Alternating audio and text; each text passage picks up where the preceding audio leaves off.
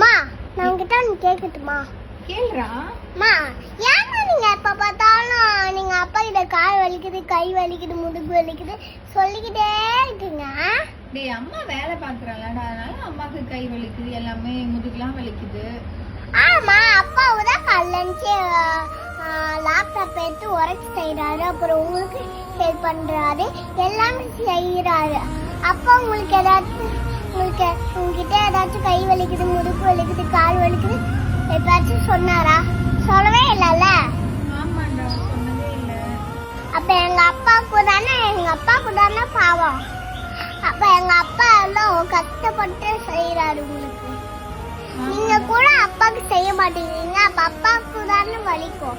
அப்ப அப்பா பாவம், எல்லா வேலையும் உங்களுக்கு தான் செய்யறாரு.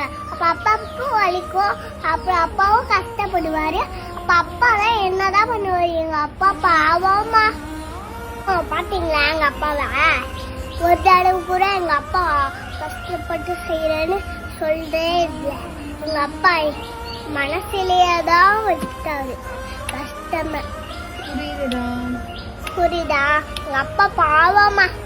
நீங்க எங்காச்சும் நீங்களே தான் வேலை செஞ்சுக்கணும். எங்க அப்பா பாவம். சரி, இனிமே நான் எல்லாரையும் நானே செய்யறேன். ஓகே, சரி.